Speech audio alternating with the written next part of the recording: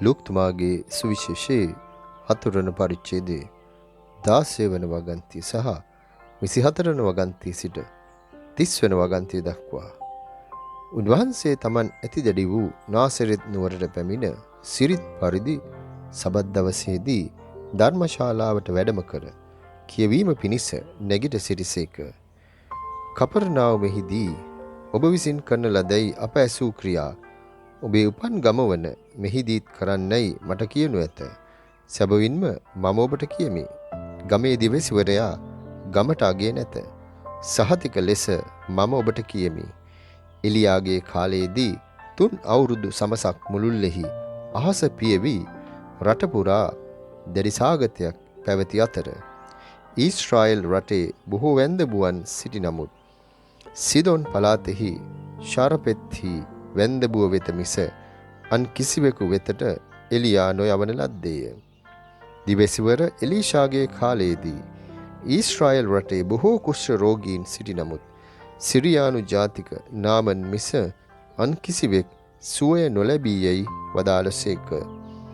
ධර්මශාලාවෙහි සිටි මුළු සමූහයා ඒ අසා කෝපාවිෂ්ඨ වූහ. ඔහු වහා නැගිට උන්වහන්සේ නුවරින් පිටතට නිරපා ප්‍රත්පාතයට හෙළනුවස් ඔවුන්ගේ නුවර ගොඩනගා තිබුණු කන්ද අද්දරට ගෙන ගියහ. එහෙත් උන්වහන්සේ ජනකාය මැදින් ගමන් කර නික්ම ගියසේක. ප්‍රේමවන්ත සහෝදර සහෝදරීනි, අද ස්වාමින් වහන්සේගේ ශ්‍රී වචනය තුල අවදිවන අපිට උන්වහන්සේ අද පවසනවා එදා උන්වහන්සේ Taman ඇතිදැඩි වූ නාසරෙත් නුවරට ගිය අවස්ථාවේදී උන්වහන්සේට සිද්ධ විච්ච දෙය. සිරිත් පරිදි උන්වහන්සේ ධර්මශාලාවට වැඩම කරලා කියවීම පිණිස නැගිට සිටියා. මිනිස්සු ස්වාමින් වහන්සේට කියනවා කපර්නහුමේදී ඔබ විසින් කරන ඒ පුදුම ක්‍රියා මෙහිදීත් කරන්න ප්‍රාතිහාර්ය පාන්නට කියලා. ස්වාමින් වහන්සේ කියනවා මොවුන් මේ ලෙස ප්‍රශ්න කරන්නේ උන්වහන්සේව අපහසුතාවයට පත් කරන්නට, උන්වහන්සේගෙන් වැරදි සොයන්නට, උන්වහන්සේ වරදකරු බවට පත් කරන්නට. මේ සබත් දවසේදී උන්වහන්සේ යම් කිසි දෙයක් කළොත් ඔවුන් චෝදනා කරන අනිවාර්යෙන්ම සබත් නීතිය කැඩකෙරුවයි කියලා. මේ දේ ස්වාමීන් වහන්සේට සිද්ධ වෙලා තියෙනවා. මිනිස්සුන්ගේ සිත්වල තියෙන කුහකකම පැහැදිලිව පේනවා. එදා විතරක් නෙමෙයි අදත් මේ දේවල් ඒ විදිහටම සිද්ධ වෙනවා ප්‍රේමවන්තේනි. අදත් බොහෝ අය අන්ධ විශ්වාසය තුළ ජීවත් වෙනවා. ස්වාමීන් වහන්සේ අද එහෙමනම් කියනවා ගමේ දිවසිවරයා ගමට අගේ නැත. තමන්ගේ ගමේ ඇතිදැඩි වෙලා ජනතාවත් එක්ක කතා බහ කරලා මේ හැදුණු වැඩුණු ජේසු වහන්සේගේ ගමට ගියයින් පස්සේ වහන්සේ කියනවා ගමේ දිවසිවරයා ගමට අගයක් නැහැ කියලා. ජනතාව උන්වහන්සේව හොඳටම දැනගෙන හිටියා. උන්වහන්සේ මේ කියන දේවල් ඔවුන්ට දිරවන්නේ නැතුව ගියා. සමහර වෙලාවට මේ දේ අදටත් සිද්ධ වෙනවා. තමන්ට වඩා ඉගෙනගත්ත, තමන්ට වඩා දේවානුභාවය තුල පිහිටා කටයුතු කරනකොට සමහර අය කැමති නැහැ. සමහර අවස්ථාවන් වල දේවස්ථානයට ඊ타මාත්ම ලෙන්ගතුව වැඩ කටයුතු නිතරම දේවස්ථානයට යන, නිතරම දිව්‍ය පූජාවට යන අය තමයි මේ විදිහට ඉදිරි වෙන්නේ. ඒ අයගේ සිතුවිලි වෙනස්. අනිත් අයට පේන්න ආගමික වතාවත් කෙරුවට, අනිත් අයට පේන්න දිව්‍ය පූජාවට සහභාගී වුණාට අධ්‍යාත්මිකව පිරිහුණු පුද්ගලයන් බවට පත් වෙලා අධ්‍යාත්මික භංගත්වයේ තුල තමයි, පිරිහුණු ඒ තත්වයේ තුල තමයි ඔවුන් මෙසේ අභියෝග කරන්නේ. මා ප්‍රේමවන්ත සහෝදර සහෝදරීනි, ස්වාමීන් වහන්සේ පවසන ආකාරයට උන්වහන්සේ අද තාමත්ම පැහැදිලිව කියනවා දෙවියන් වහන්සේගේ කැමැත්ත තමයි අවසානයේදී සිද්ධ වෙන්නේ. ගමේ දිවසිවරයා ගමට ආගේ නැහැ.